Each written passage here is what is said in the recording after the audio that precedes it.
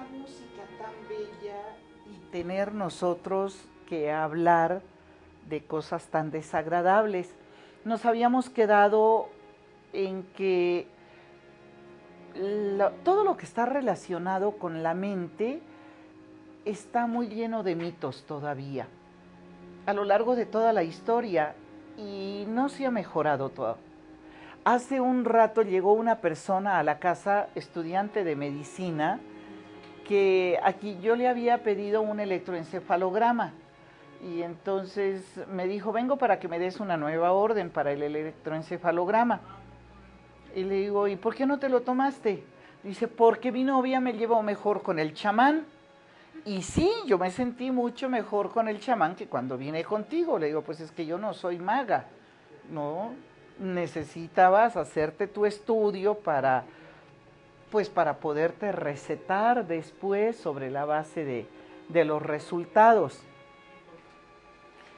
Es decir, esta cuestión que tenemos de todo lo relacionado, estos mitos que tenemos relacionados con la mente. Entonces, pensar en ir al psiquiatra o pensar, la gente dice, por ejemplo, pero ¿cómo vas a decir que un niño tiene depresión?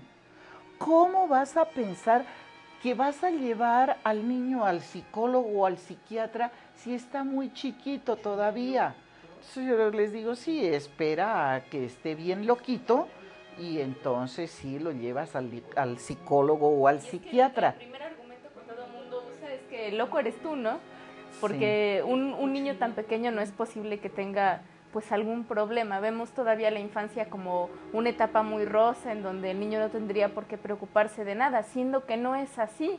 Bueno, ahora los niños tienen una cantidad de información en su acervo que deja impactado a cualquiera, ¿no? Niños de 4 años que te dicen cada cosa que pues que te dejan Y la cantidad boquiabierto. de problemas que los adultos hemos olvidado cuando fuimos niños, y que hay una cantidad de situaciones que nos producen mucho dolor, que nos producen desconcierto, que nos producen desasosiego, que nos producen muchas reacciones, muchas emociones negativas. Algo, por ejemplo, en el trabajo que nosotros hacemos, y acabamos de dar un curso de verano en Shonaka, algo que nos llamó muchísimo la atención es que los niños reconocían sus emociones negativas, pero era imposible reconocer las emociones positivas.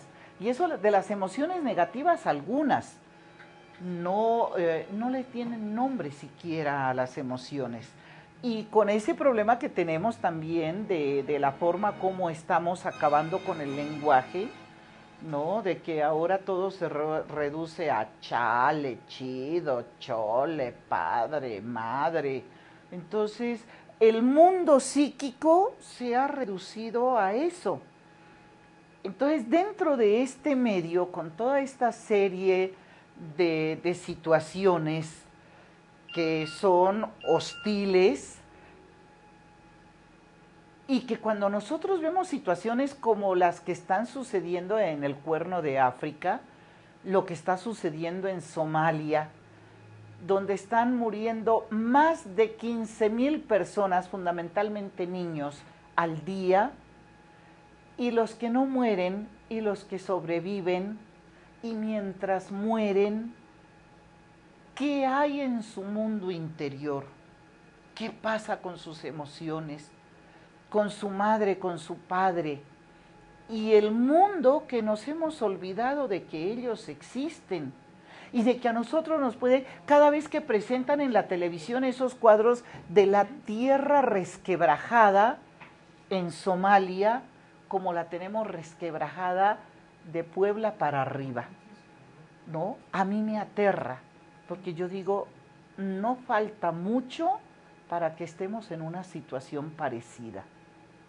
Entonces, no es únicamente el problema del hambre, es todo lo que acompaña al hambre. Y es todo lo que acompaña a muchos otros problemas, ¿no? Entonces, no somos nosotros los defensores del sistema, somos los defensores del ser humano. Somos los que luchamos por un ser humano que sea capaz de desarrollar al máximo sus potencialidades. Y todos nos ven como los loqueros, ¿no? sin tener ni siquiera una idea clara de qué cosa es locura. Yo siempre defiendo la locura bajo aquel principio de que el gen de la locura y el gen de la genialidad son primos hermanos.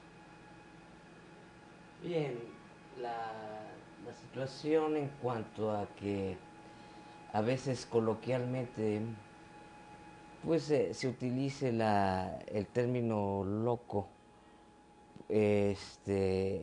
como si fuera sinónimo de algún trastorno mental, pues evidentemente tiene muchas contradicciones. Muchos autores, grandes humanistas, hicieron una defensa. Por ejemplo, Erasmo de Rotterdam hace en su libro El elogio a la locura esta situación en donde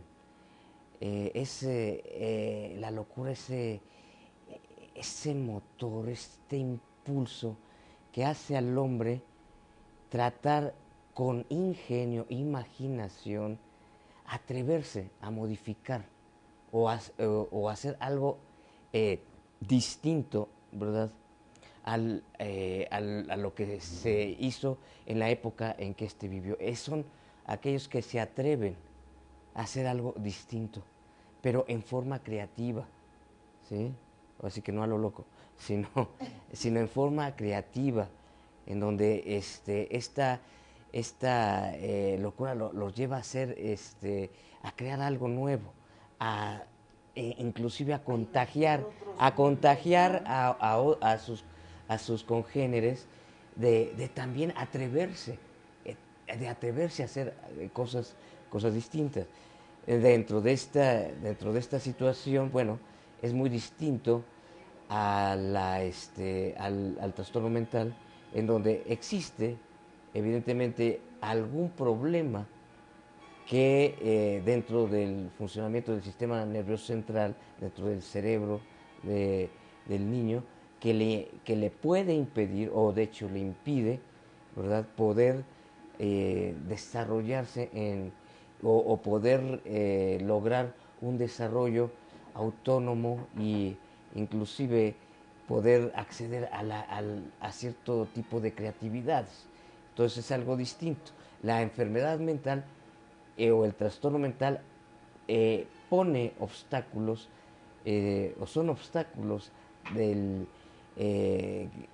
hacia el desarrollo del ser humano, y que por ende pues se necesita ya tener una ayuda o se necesita que sea ayudado ese ser humano para entonces de esta forma tratar de que pueda llegar a desarrollar sus potencialidades, ¿no? Pero si para nosotros como especialistas es difícil encontrar muchas veces esa línea divisoria entre la normalidad y la patología, imagínate cómo se presenta el problema ante la gente del común.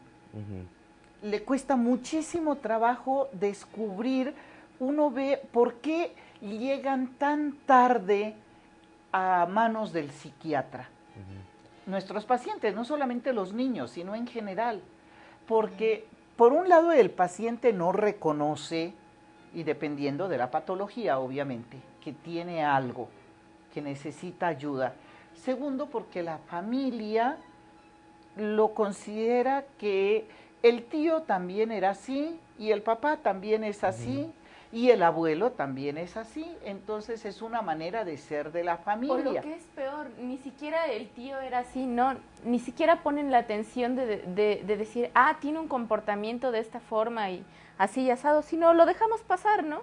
Es como más sencillo evadir la situación y decir, pues no me había dado cuenta que sí tiene unos comportamientos medio extraños de repente la persona, ¿no? Hace poco tuvimos un caso muy interesante.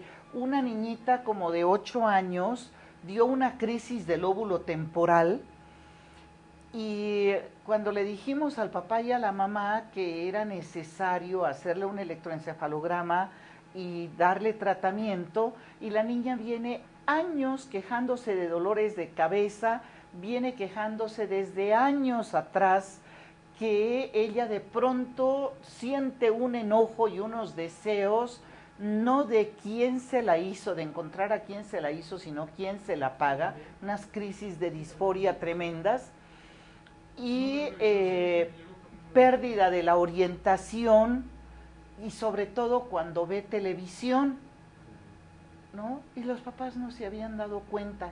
Y los papás estaban muy molestos inicialmente con nosotras cuando le dijimos que a la niña era necesario hacerle no necesitábamos nosotros el electro, la mayoría de las veces yo personalmente les pido el electroencefalograma para poderles mostrar porque la gente te dice, ¿cómo? ¿Sencillamente porque usted la vio?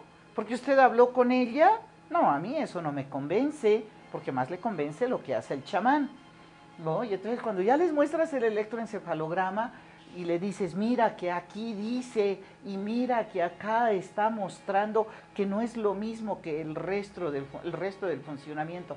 Ah, entonces sí te creen. Bueno, y de mí se van a ti y de ti vienen a mí. Sí, y así se la pasan visitando porque les cuesta muchísimo trabajo entender eso que está relacionado con la mente, ¿no? Tenemos que comprender que hay mecanismos de defensa, ¿sí? Y vaya, los mecanismos de defensa son personales. Y aunque a veces defienden tanto que se lleva en los sujetos una reducción, ¿verdad?, de lo que puede ser la objetividad de su percepción, ¿sí? Entonces, esto pues es inevitable, de alguna forma, si a un padre de familia le dicen que su hija, su hijo tiene algún problema, vienen estos mecanismos de defensa porque está parte de este narcisismo. El hijo es la prolongación del narcisismo de los padres. Se proyecta esta situación de que el padre se ve, aunque no quiera, reflejado en el hijo. Y si le dices, tu hijo está mal, algo o una parte de ti está siendo herida. Hasta su propio sentido de trascendencia, sí. ¿no? Y entonces es allí que una de las situaciones que hemos tratado de no olvidar también en nuestro trabajo es lo que es la psiquiatría social, la psiquiatría comunitaria. O sea, tratar de llevar lo más que se pueda la información a diferentes instancias de la población, tanto primero con nuestros colegas médicos, cuya ignorancia en el aspecto psicológico es dramática. Sí. Es catastrófica. es ver más que dramática, catastrófica. Es ver, vaya, cómo en algunas universidades, ¿verdad?, la materia de psiquiatría es opcional, porque les interesa más tener o mantener una acreditación, ¿verdad?, a nivel nacional, ¿verdad?, sacando o viendo la proporción de cuántos de sus alumnos han podido pasar el examen nacional para acceder a una especialidad médica, que ver qué tan bien preparados están. Y esto es importante porque, como tú lo has dicho, muchos de los trastornos psiquiátricos van a ocupar el primer lugar en la escala de morbilidad, o sea, en la escala de las enfermedades, de proporción, de qué tanta proporción tiene en el mundo una determinada enfermedad. Bueno, la depresión poco le falta para ocupar el primer lugar. Y por ejemplo, el trastorno por déficit de atención en el niño triplica muchas veces la frecuencia de los niños diabéticos, por ejemplo.